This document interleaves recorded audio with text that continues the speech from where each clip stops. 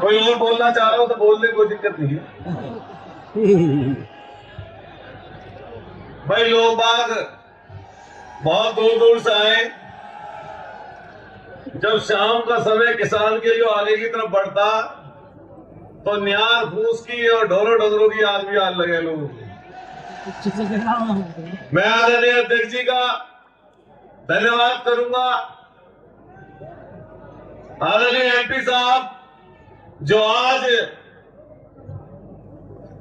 इस पूरी सभा की अध्यक्षता कर रहे, यहां पर मंच पर पूर्व सांसद आदरणीय कादिर राणा जी मौजूद है, जो खुद ही चुनाव लड़ रहे हैं, और यहां पर पूरा मंच हर जाति हर वर्ग के लोगों से भरपूर है। और यही गुलदस्ता इस हिंदुस्तान की, इस भारतवर्ष की एकता के लिए बहुत जरूरी है। मैं पूरे मंच पर तमाम साथियों का, विधायकों का, पूर्व विधायकों का और सभी सम्मानित नेताओं का धन्यवाद करते हुए जो मंच के सामने बैठे हैं, यहां तक दूर दराज से चल कर आए हैं। और मैं तो ये कहूंगा कि संगीनों के साए में ये पूरा चुनाव चल रहा है, लेकिन शासन प्रशासन के लिए जो बात बोली है हमसे पहले, उससे भी बढ़कर कहना चाहता हूं कि अभी आपने राजस्थान में देखा होगा, एक प्रत्याशी था जो प्रत्याशी निर्दलीय चुनाव लड़ रहा था, और निर्दलीय प्रत्याशी जब बूथ पर पहुंचा, हालांकि हम हिंसा के विरोधी हैं, लेकिन उसने देखा सरकार का एसडीएम सरकार के इशारे पर फर्जी वोट डलवा रहा था। प्रत्याशी खड़ा हुआ और एक जोरदार चाटा झन्नाटेदार उस एसडीएम के ऊपर पड़ा। वो चाटा सिर्फ उस एसडीएम के मुंह पर नहीं था, सत्ताधारी दल की जबरदस्ती के खिलाफ था।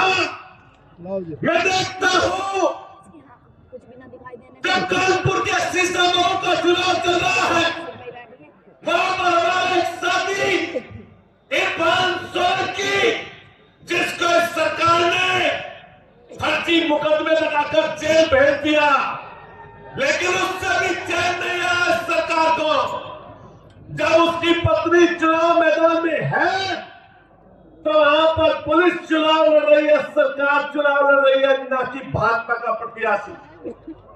और किसी जगह चले जाओ, किसी जगह गाजियाबाद से लेकर कान से लेकर मिर्जापुर तक यही हाल आप लोगों ने 2024 में किया था और अपना हश्र देख लिया। ये जनता है जब उठ खड़ी होती है, अच्छे अच्छों का दिमाग दुरुस्त कर देती है। इसलिए ध्यान रखना, ये सरकारें आती और जाती रहती है। हमारे नेता माननीय अखिलेश यादव जी ने कहा है, जो इस तरह की हरकत करता रहे उसका नाम नोट करते जाइए। और 2027 में जैसे ही सरकार बदलेगी, इन लोकतंत्र के हत्यारों को सजा देने का काम समाजवादी पार्टी के नेता और समाजवादी पार्टी करेगी। पत्रकार साथियों, आप लगातार देख रहे होंगे कि एक हमारी प्रत्याशी जो महिला है, उसके ऊपर मुकदमा दर्ज कर दिया। इनके लोग गाड़ियों का काफिला लेकर घूम रहे हैं जगह जगह। आपकी हिम्मत किसी की नहीं होती कि उनको पकड़कर उनके ऊपर मुकदमा दर्ज कर दो। लेकिन ये ध्यान रखना, आज सारी जातियां इकट्ठी हो गई है, और जब सारी जातियां इकट्ठी हो जाती है तो एक एक का दिमाग दुरुस्त करने का काम करती है। मैं जाति का व्यक्ति बोलना, लेकिन जिसको आपने 2022 में एमएलए बनाया, ये 25 सैनी बैठे हैं यहाँ पर। खतौली में 3000 वोटों से चुनाव हारे थे, खतौली में। लेकिन अखिलेश यादव जी का वादा देखिए, हमारे नेता का वादा देखिए, और हमारे मरहूम अमर रहने वाले नेताजी का वादा देखिए कि उसी व्यक्ति को सिर्फ वादे के अनुरूप खतौली से 25 सैनिक का टिकट काटकर उनको चुनाव लड़ा दिया। चुनाव हार गए वो, और हारने के बाद जब यह पता चला कि कहां से जीत सकते हो, कि मीरापुर की सीट से माननीय अखिलेश यादव जी ने सिंबल दिया साइकिल का, और साइकिल का सिंबल लेकर आए। जो 2022 में यहां से जीते थे, साइकिल का सिंबल लेकर आ गए। आने के बाद जब साइकिल के सिंबल पर लगा कि ज्यादा वोट प्लस नहीं हो रही, लगा कि हार ना जाओ, तो फिर अखिलेश यादव जी के पास गए, कहा कि नल का सिंबल दिलवा दो, देखिए हमारे नेता का दिल। फिर उन्होंने कहा, माननीय लोकदल के नेता को कहा कि सिंबल जो नल का सिंबल लेकर आए, और 1,40,000 वोटों ने एक एक वोट वही लगाया, और 22 में उसी व्यक्ति को चुनाव जिता दिया।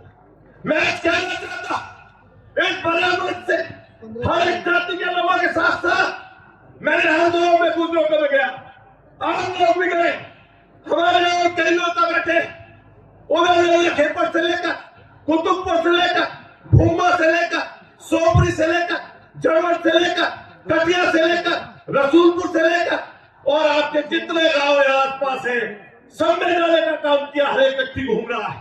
मैं आपको वादा देता हूं, मैंने हर घर में ये बात कही, हर गांव में ये बात कही कि आप ध्यान रखना, अगर लेना जानते हो तो देना भी जानो।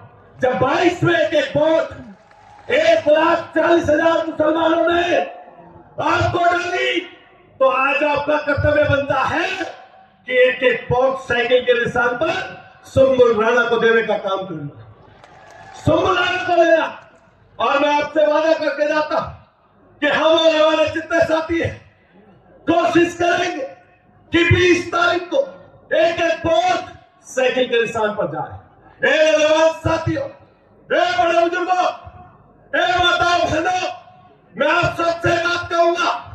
मैंने मुख्यमंत्री का यहां भी भाषण सुना, हमने मुख्यमंत्री के सीसामाओं का भाषण सुना, हमने कार्यवाद का भाषण सुना, क्योंकि मुख्यमंत्री का पद बड़ा होता है।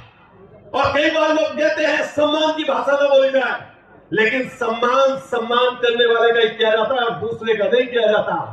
हर किसी का सम्मान नहीं किया जाता।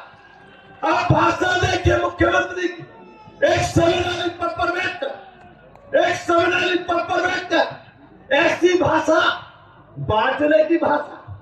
अभी हमारे भाई पंकज मलिक जी बोलकर गए थे अभी, और कैसी भाषा, कैसी ताकत की बात बोली कि सांसद जीते। लेकिन ये आपके सामने आपका भाई खड़ा है, जो यही कबाल में दंगा करने वाले थे, जिनका नाम इन्होंने लिया। उसके साथ साथ संगीत सॉन्ग था, जो दंगाई था, और उस दंगाई को उसी जगह पर, वहीं पर आपके कारण और लोगों के कारण उसको वहीं जहां से चला था वहीं पर जीरो करने का काम किया। ये जनता है, ये जनता है।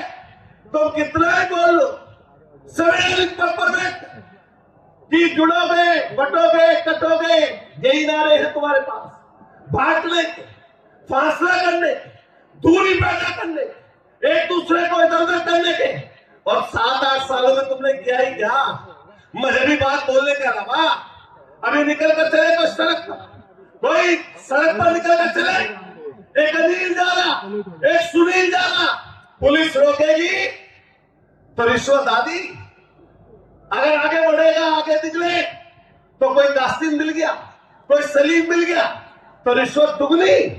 बात सही है गलत है? इनकाउंटर, फर्जी इनकाउंटर, ऐसे इनकाउंटर, अरे शर्म नहीं आती? अब तो बुलडोजर पर सुप्रीम कोर्ट ने बोल दिया कि एक घर में एक व्यक्ति नहीं रहता, पूरा परिवार रहता है। बेटी भी रहती है, माँ भी रहती है, पिता भी रहता है, दादा भी रहता है, दादी भी रहती है। लेकिन आप तो मजहबी काम करोगे ना, जिसका नाम देखोगे मुस्लिम, उसके घर पर बुलडोजर चलाओगे। यही है तुम्हारी सरकार, यही है तुम्हारी पार्टी।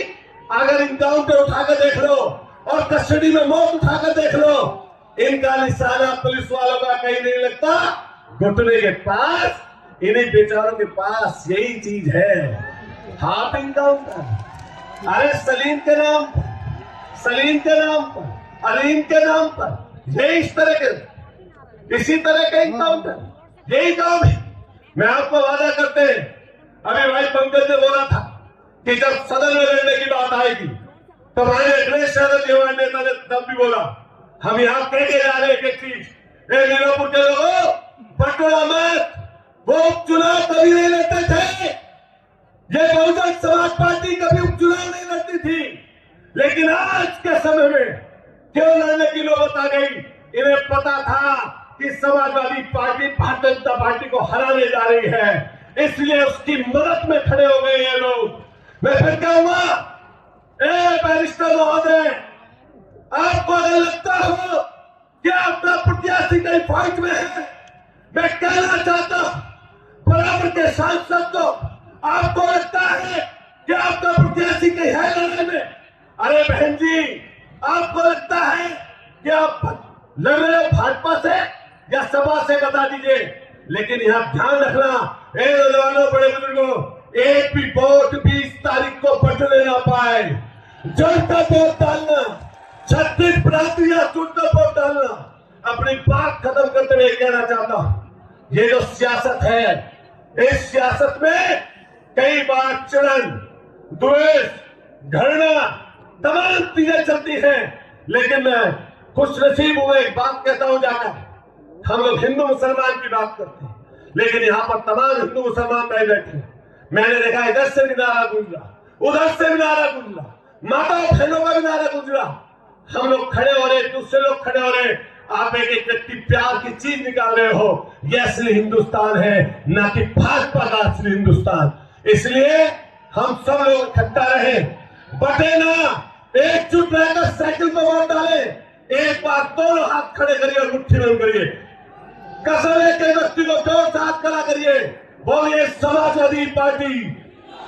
जोर से दूर तक आवाज जाए, वहां से वहां तक बोलिए समाजवादी पार्टी।